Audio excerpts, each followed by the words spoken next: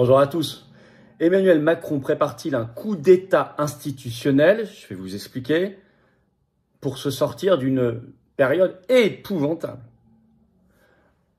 Une nouvelle grande enquête qui est sortie sur lui dans la presse, sur son entourage, vous allez voir cela. Ses avocats renvoient une lettre de menace à la journaliste américaine Candace Owens qui a fait un nouvel épisode. Et c'est une résonance mondiale. Lui-même envoie une lettre, on va en parler. Et puis, il y a ce scandale Nestlé qui est en train de naître. Alors, il peut compter sur la docilité, la soumission, la trahison, la compromission de fausses oppositions qui refusent même de voter ce jour, ce 5 février, les motions de censure. Mais ça, il a l'habitude. Mais surtout, il veut aller plus loin et peut-être même préparer un troisième mandat, d'une manière ou d'une autre. Vous allez voir, dans les semaines qui viennent, il va beaucoup tripatouiller les institutions sur beaucoup de sujets. Conseil constitutionnel, les nominations, nombre de mandats, les référendums et ça. Ça annonce qu'il mijote un sale coup. On va essayer de décrypter tout ça dans cette vidéo très concrète. Elle est importante. Parce qu'évidemment, motion de censure, destitution de Macron, briser nos chaînes, Frexit. Je veux dire, c'est le triptyque, c'est ça la solution pour recréer un avenir français, une espérance, une libération, briser nos chaînes. C'est tout le combat des patriotes par tout moyen. Donc, ce morceau Macron est très important. Vous allez voir ça dans cette vidéo. Merci de la partager. Pour ça, de vous abonner à cette chaîne YouTube si vous voulez bien par un petit clic gratuit sur s'abonner en dessous. Pensez à vous abonner ou à vous réabonner si YouTube vous a un jour désabonné. Ça, faut vérifier, ça peut arriver. En tout cas, c'est tellement important pour vous. C'est juste un petit clic gratuit, mais c'est une grosse claque pour le système parce que ça aide à un meilleur référencement des vidéos, justement. On va toucher plus de monde. Donc, merci à vous. On est en direct sur cette chaîne ce vendredi 7 février à 19h. Hein, soyez là. Vu tout ce qui se passe et tout ce qui va encore se passer dans les prochaines heures, on aura plein de choses à se dire. Je prendrai toutes vos questions sans tabou en direct que je vais découvrir. Enfin, ramener du monde aussi. Voilà, on a passé le record ce vendredi dernier du nombre de personnes en même temps en ligne. Là, on va le dépasser encore ce vendredi 7 février, 19h, notre grand direct. J'ai 2 réunions publiques.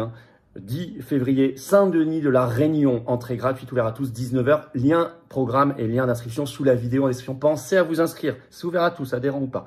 Et le 12 février, toujours 19h, au Tampon à la Réunion, entrée gratuite aussi, ouvert à tous, bien sûr. Autre lien pour s'inscrire sous la vidéo en description. Voilà, j'ai hâte de vous voir, vraiment très très hâte. Écoutez, je vous attends, patriotes. Alors, n'oubliez pas une chose. Jusqu'à ce dimanche 9 février inclus, si vous êtes adhérent un jour au Patriote, vous pouvez répondre à notre grande consultation.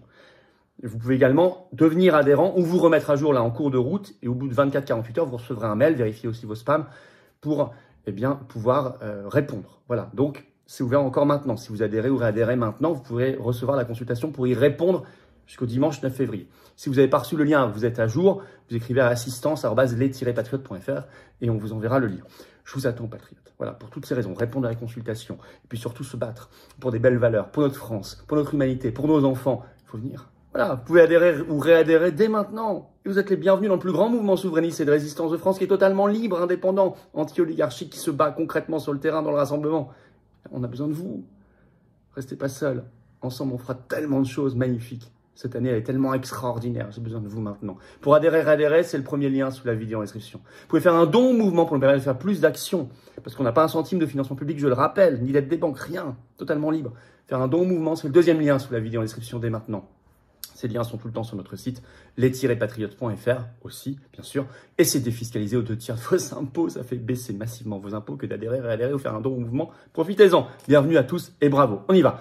En panique, Macron prépare peut-être un coup d'État institutionnel, parce que rien ne va plus pour lui, on va y revenir, bien évidemment, mais surtout, on va voir ce qu'il mijote éventuellement. Alors, il y a une nouvelle longue enquête qui est sortie dans le Figaro ce 1er février, le titre « Quand on est là depuis 7 ans, on a envie de vivre la faim ». Alors, à l'Élysée, alors la faim pourrait venir plus vite que vous ne le croyez, le Figaro écrit « À l'Élysée, le dernier carré de grognards autour de Macron ». Même son âme damnée, secrétaire général de l'Élysée, Alexis Kohler, a fait ses valises pour partir ces dernières semaines. Et Macron a récemment, nous apprend le Figaro, lancé à Alexis Kohler, qui est là depuis le début, qui est en train de faire ses valises, « Tu ne vas pas me laisser tomber !» Je cite toujours, l'Élysée est bouffé par les guerres intestines. Ils s'entretuent toute la journée. Une ambiance hallucinante. Je vais vous lire un extrait vous allez voir ça. Un départ d'Alexis Kohler serait un coup de tonnerre à l'Élysée. Le quinquagénaire au rythme de moine soldat incarne plus que tous les proches la fidélité et la continuité au service de Macron, dont il dirigeait déjà le cabinet au ministère de l'économie. Les pots de départ collectifs s'enchaînent à l'Élysée, a fortiori depuis la dissolution. 7 ex-conseillers ont encore fait leurs adieux le 15 janvier dernier, là, c'est tout récent. Mais le capitaine est toujours à la barre et incarne le bataillon de quelques historiques qui hantent toujours un palais gagné par une atmosphère crépusculaire, alors qu'Emmanuel Macron ne peut se représenter pour un 3e mandat. Ça, on va voir. C'est un dernier carré qui se rétrécit, constate un conseiller ministériel. Ils ont encore de l'influence, même si récemment Macron n'écoutait vraiment personne. Depuis la dissolution dans le camp présidentiel, beaucoup d'élus ont mis à distance le chef de l'État en même temps que son équipe. Ce qui se trame rue du Faubourg Saint-Honoré ne concentre plus l'intérêt. L'Élysée est bouffé par les guerres intestines. Il s'entretue toute la journée et balance un ex-ministre. D'autres se demandent si, comme la garde impériale protégeait Napoléon Ier quand la bataille tournait mal, ces derniers grognards resteront jusqu'au bout autour d'un président isolé et affaibli. Eh bien, dites-moi. Il y a même, on apprend, un poste H24 rien que pour Brigitte Macron. Celui que le Figaro surnomme le couteau suisse de Brigitte Macron. Alors, il s'appelle Tristan Bromet. Il est officiellement conseiller spécial au cabinet de Macron lui-même, pas de Brigitte. Mais regardez ce que écrit le Figaro. Lui se voit comme un couteau suisse et loue presque le côté artisanal de son job qu'il fait plonger entre les relations presse, les opérations caritatives comme les pièges jaunes ou la lutte contre le harcèlement scolaire. Les voyages officiels où Brigitte accompagne son mari, les déplacements dans les écoles où elle donne des cours, mais aussi des aspects plus sombres, comme la surveillance des haineux et conspirationnistes de tout poil qui ciblent la première dame sur les réseaux sociaux. Ses rapports sur le sujet au chef de l'État sont aussi discrets que réguliers. En fait, c'est pour ça qu'il est embauché. Vous avez compris. D'autant que Brigitte Macron n'hésite plus à porter plainte contre les cyberharceleurs dont certains ont été condamnés par la justice. Alors, vous avez cette ambiance crépusculaire, comme ils disent à l'Élysée. En plus, vous savez que ce 4 février a éclaté par une enquête du Monde et de Radio France, le scandale Nestlé. On y reviendra sûrement dans notre direct vendredi plus en détail, mais vous savez que l'Élysée et Matignon sont accusés d'avoir favorisé la multinationale suisse contre les intérêts du consommateur et leur santé, malgré des alertes sur la santé. Et ça implique directement Macron. Donc vous savez que quand il était chez Rothschild, un de ses gros dossiers, c'était justement d'avoir gagné beaucoup d'argent par avoir fait l'entremetteur entre Nestlé et Pfizer. Et justement Nestlé sur les os déjà. Donc il y a tout un truc là qui va être creusé. En tout cas, ça commence. Alors, évidemment, on y faisait référence à l'instant. Au même moment, ce 4 février au soir, nouvel épisode sur sa chaîne YouTube de la journaliste américaine Candace Owens. Et ce qui est hallucinant, ce qu'elle raconte, c'est qu'elle l'a mis sur ses réseaux sociaux. Le jour même, elle a reçu une nouvelle lettre des avocats d'Emmanuel et Brigitte Macron, menaçante. Après la première très longue, celle-ci était plus courte, de décembre 2024. Donc ça veut dire que les Macron mettent eux-mêmes la lumière sur cette affaire. Probablement involontairement, mais... Donc ça devient une affaire publique. Et évidemment, la première vidéo a fait plus de 2 800 000 vues sur sa chaîne YouTube. La deuxième est partie pour faire la même chose, vue par des anglophones et des francophones. Donc ça a une résonance mondiale. Vous imaginez l'état de délabrement de Macron à l'Élysée. Alors, que mijote-t-il? Un coup d'État institutionnel? Il va beaucoup toucher aux institutions, vous allez voir dans les semaines et mois qui viennent, et ça, c'est jamais très bon signe.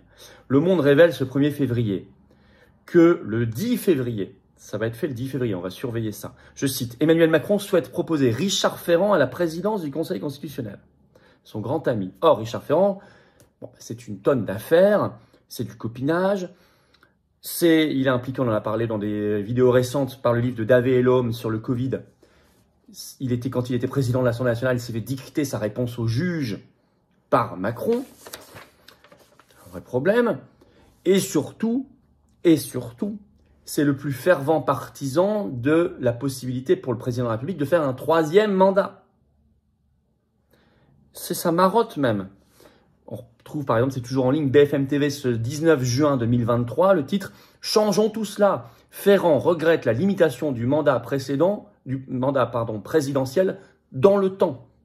Je vais vous citer un extrait, c'était issu d'une interview qu'il venait de faire au Figaro. L'ancien président de l'Assemblée nationale, donc Richard Ferrand, désormais en retrait après sa défaite aux dernières législatives, donc ça date de 2023, considère que la limitation à 2 mandats présidentiels successifs prévus par la Constitution corsette notre vie publique dans des règles qui limitent le libre choix des citoyens. Sa méthode, ce serait de changer l'article 6 de la Constitution qui pose cette limitation. Je cite toujours BFM. En conséquence, Emmanuel Macron ne pourra pas se représenter lors de la prochaine présidentielle en 2027 après ces 2 quinquennats. À titre personnel, je regrette tout ce qui bride la libre expression de la souveraineté populaire. Oh, c'est trop mignon. Si c'était le cas, M. Ferrand défendrait par exemple le RIC ou la sortie de l'Union européenne. Ça n'est pas le cas. Ça l'intéresse uniquement quand il s'agit du mandat d'Emmanuel Macron. Explique Richard Ferrand. Je cite toujours. À ses yeux, tout cela corsette notre vie publique dans des règles qui limitent le libre choix des citoyens. Ça affaiblit notre vie politique en réalité, en qualité, en densité. Ça la rend moins attractive. Changeons tout cela, enjoint-il, tout en préservant le bicamérisme et le Conseil constitutionnel, gardien vigilant des principes républicains et des libertés publiques. Sortez les violons. Or, c'est lui, dans quelques jours, 10 février, qui pourrait être nommé à la tête du Conseil constitutionnel par Macron. Là, je vous donne un extrait, mais il a parlé plusieurs fois ces dernières années du 3e mandat. Alors, à tel point que je l'ai entendu moi-même, ce 3 février, dans la matinale de France Info, on entend ceci, je cite, « Macron peut caresser l'espoir d'un 3e mandat avec cette nomination surprenante ». C'est déjà la polémique partout. Par exemple, il y a des articles, vous allez voir dans la presse, vous tapez Richard Ferrand, par exemple, Challenge ce 1er février, le titre « Richard Ferrand à la tête du Conseil constitutionnel ». L'hypothèse crée déjà la polémique. Macron sait que ça va créer la polémique. Donc, c'est qu'il a un intérêt quelque part dans cette nomination problématique, polémique. Il a un intérêt ailleurs. Alors, évidemment, certains se diraient, mais de toute façon, même s'il se représentait, il ne serait pas élu. Là, aujourd'hui, très probablement, je l'espère.